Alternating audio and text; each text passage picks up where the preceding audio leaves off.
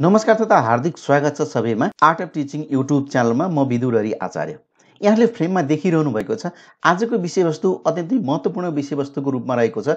निजामती सेवाको परिभाषा, सेवा र विशेषता के हुन् भन्ने विषयवस्तुमा आधारित रहेर म यसलाई बुदागत रूपमा प्रस्तुत गर्न गइरहेको छु। यो भिडियो सामग्रीलाई अन्तिमसम्म हेरेर यो महत्त्वपूर्ण विषय सम्बन्धी जानकारी लिन अनुरोध गर्दछु र यो भिडियो सामग्रीभित्र रहेका विषयवस्तुहरूलाई बुदागत रूपमा भन्नुपर्दा के हो निजामती सेवा, यसका अर्थ र परिभाषा के हुन् भन्ने विषयवस्तुमा केन्द्रित रहनेछु।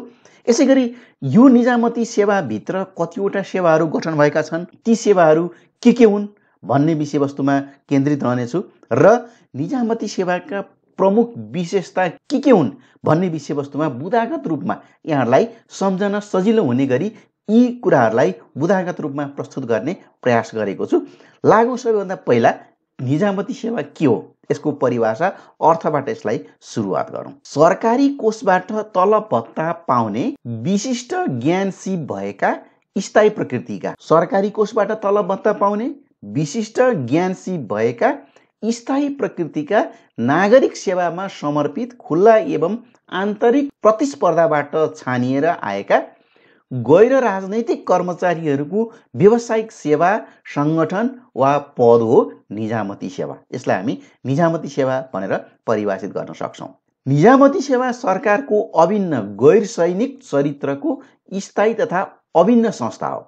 योग्यतामा आधारित सेवा सरकारको मुख्य अङ्ग, सेवाको सुरक्षा, स्थायित्व र वृत्ति विकासका अवसरहरू भएको नियम र कानुनमा आधारित भएर काम गर्ने, अनुशासन र आचरणका आधारमा सञ्चालन हुने सरकारको सेवा हो निजामती सेवा। यसलाई हामी निजामती सेवा भनेर परिभाषित गर्न सक्छौँ।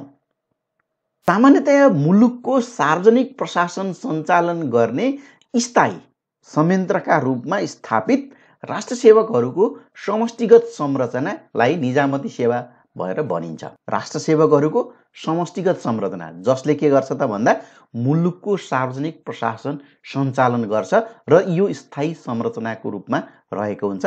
यसलाई हामी निजामती सेवा भनेर भन्दछौँ। निजामती सेवा राज्य सञ्चालनको एउटा आधारभूत र अभिन्न अङ्ग हो जसले राज्य सञ्चालनको एउटा खम्बा अथवा आधारभूत अङ्गको रूपमा रहेको हुन्छ।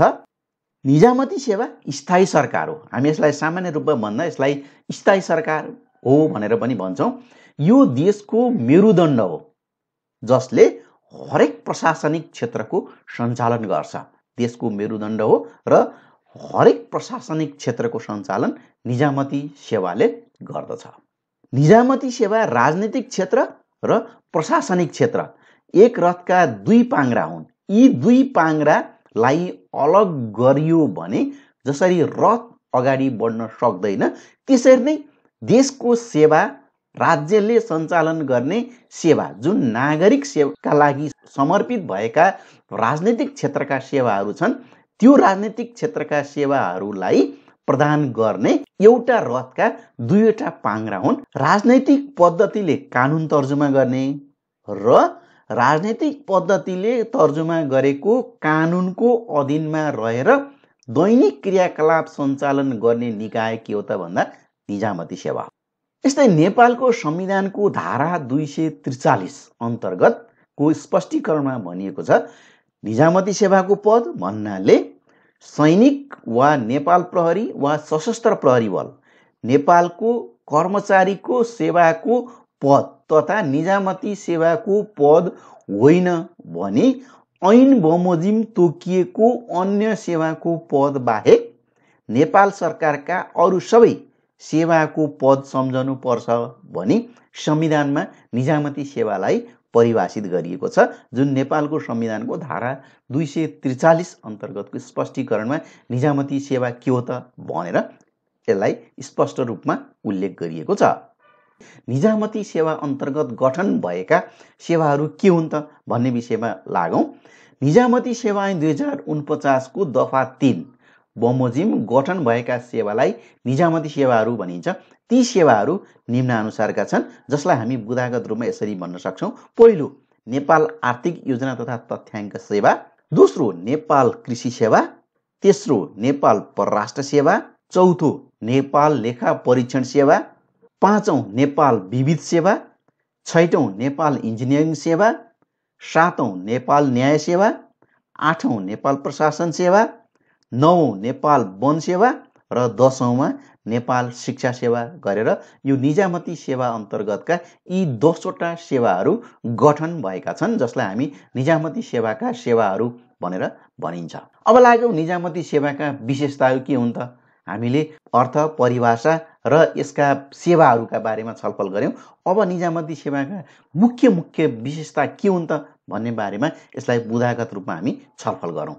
पहिलो चाहिँ निजामती सेवा योग्यता प्रणालीमा आधारित सेवा हो। यसको प्रमुख विशेषता भनेको निजामती सेवामा नियुक्तिका लागि गरिने भर्ना छनौटदेखि नियुक्तिपछि सुरु हुने वृत्ति विकासका सबै चरणमा योग्यता र क्षमता बाहेक कुनै पनि अन्य गैर योग्यताकारहरूको भूमिका रहनु हुँदैन भन्ने मान्यता नै योग्यता प्रणाली हो। हामी यसलाई योग्यता प्रणाली भनेर भन्छौँ। यो निजामती सेवाको प्रमुख विशेषताको रूपमा रहेको हुन्छ। दोस्रोमा सेवाको कानुनी आधार। कानुनी आधार हामीले हेर्यौं भने निजामती सेवालाई कानुनी रूपमा आधार दिने र व्याख्या गर्ने गरिएको हुन्छ। संविधानतः निजामती सेवा भन्नाले सैनिक अधिकृत वा जवान र सशस्त्र प्रहरी र प्रहरी कर्मचारी तथा कानुनले निजामती होइन भनी तोकिदिएका पदहरू बाहेक अन्य सेवा वा पदलाई निजामती सेवा भनी स्पष्ट पारेको छ।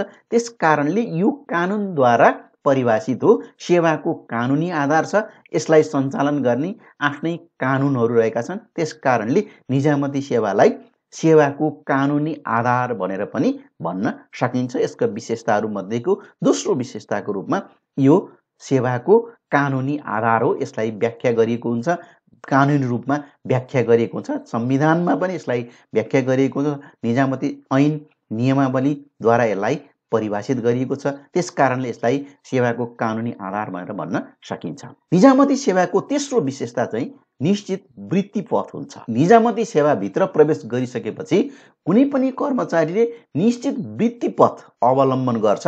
वृत्ति पथ अन्तर्गत कर्मचारीको सरुवा, तालिम, उसको बढुवा, उसको अवकाश जस्ता पक्षहरू पहिला नै सुनिश्चित गरिएका हुन्छन्। त्यस कारणले निजामती सेवालाई एउटा वृत्ति पथमा आधारित सेवा भनेर पनि भनिन्छ।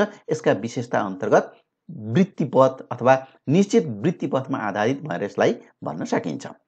निजामती सेवाको चौथो विशेषता अन्तर्गत यो व्यावसायिक समूह हो भनेर यसलाई एउटा प्रमुख विशेषताको रूपमा लिन सकिन्छ। व्यावसायिक समूह भन्नाले निजामती सेवामा खास क्षमता, योग्यता भएका व्यक्तिहरूलाई मात्रै भर्ना गरिन्छ। निजामती सेवामा भर्ना हुनका लागि, निश्चित सेवा समूहमा भर्ना हुनका लागि सोही अनुसारको क्षमता, योग्यता, आवश्यकता पर्छ। त्यस कारणले यसलाई व्यावसायिक समूह भनेर भन्न सकिन्छ। पाँचौंमा समूह भावनामा आधारित। निजामती सेवाको एउटा विशेषता यो समूह भावनामा आधारित हुन्छ, सामूहिकतामा आधारित हुन्छ। निजामती सेवाको अर्को विशेषता यसले समूह भावनामा आधारित भएर काम गर्नु पनि हो। यो राज्यको सङ्गठित सेवा हो जहाँ जिम्मेवारी व्यक्तिगत रूपमा दिने गरिए तापनि यसमा सामूहिक भावना, सहयोग र अन्तर सम्बन्धका आधारमा रहेर कर्मचारीहरू आफ्नो जिम्मेवारी र भूमिका वहन गर्छन्। त्यसकारणले यो निजामती सेवालाई समूह भावनामा आधारित सेवा भनेर पनि यसको विशेषताको रूपमा लिन सकिन्छ। यस्तै अर्को सेवा हो गैर सैनिक। यसको चरित्र, यसको मुख्य विशेषता, प्रमुख विशेषताको रूपमा यो गैर सैनिक चरित्रको हुन्छ। निजामती सेवालाई आधारभूत रूपमा नै फौजी र सैनिक स्वभाव र अनुशासनबाट अलग गरिएको हुन्छ। त्यस कारणले यसको विशेषतामा यसको चरित्र भनेको गैर सैनिक चरित्रको हुन्छ। सातौं विशेषता अन्तर्गत निश्चित सुविधा र वेतनमान तोकिएको हुन्छ। यसको एउटा विशेषताको रूपमा रहेको हुन्छ।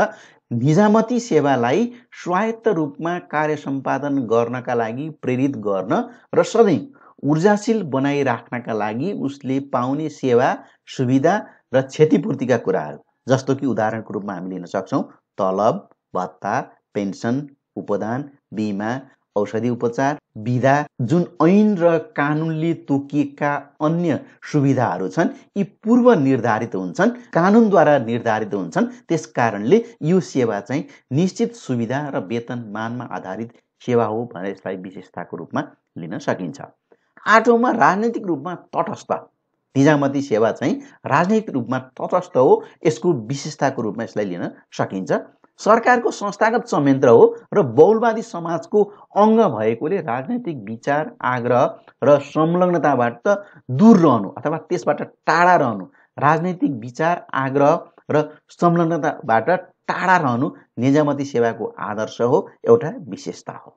9औँमा यो जीवित संविधान। प्रचलित संविधानका प्रावधानहरूलाई संविधानको भावना अनुरूप क्रियाशील बनाउने र राज्यको प्रभावकारिता पुष्टि गर्ने आधार भनेको त्यहाँको निजामती सेवा हो, त्यो देशको निजामती सेवा हो। त्यसकारणले यसलाई एउटा विशेषताको रूपमा यो जीवित संविधान भनेर पनि यसलाई विशेषताको रूपमा लिन सकिन्छ। अब 10औँ विशेषता अन्तर्गत सरकारको संस्थागत संयन्त्र हो। सरकार अमूर्त वस्तु हो र सरकारलाई मूर्तता दिने काम र नाम निजामती सेवा हो। निजामती सेवा मार्फत नै राज्यले आफ्नो कार्यक्षेत्रमा पहिचान कायम गर्दै फैलिएको हुन्छ। राज्यको उपस्थिति भन्नु नै निजामती सेवाको उपस्थिति हो र सरकारलाई मूर्तता दिने काम र नाम निजामती सेवा हो। यसलाई हामी निजामती सेवाको विशेषताको रूपमा लिन सक्छौँ। र 11औँ विशेषताको रूपमा हामी यो सार्वजनिक सेवाप्रति समर्पित सेवा हो, यसको विशेषताको रूपमा हामी लिन सक्छौँ। राज्य व्यवस्थित समाजको सबैभन्दा बृहत र बहुउद्देश्य सङ्गठन हो। यसको मुख्य उद्देश्य नै सार्वजनिक हित हो। त्यसकारणले निजामती सेवालाई सार्वजनिक सेवाप्रति समर्पित सेवा भनेर यसलाई विशेषताको रूपमा लिन सकिन्छ। हस्, धन्यवाद। पक्कै पनि यहाँलाई यो सामग्री जुन निजामती सेवाको अर्थ, परिभाषा, यस अन्तर्गत गठन भएका सेवाहरू र यसका प्रमुख विशेषताहरू के हुन् त भन्ने विषयवस्तु सम्बन्धी धेरै जानकारी दिने प्रयास मैले गरेको छु। यो भिडियो सामग्री हेरेर यहाँले आफ्नो प्रतिक्रिया राखिदिनु हुन र यो भिडियो सामग्रीलाई अन्तिमसम्म हेरिदिनु भएकोमा यहाँलाई हार्दिक धन्यवाद। नमस्कार।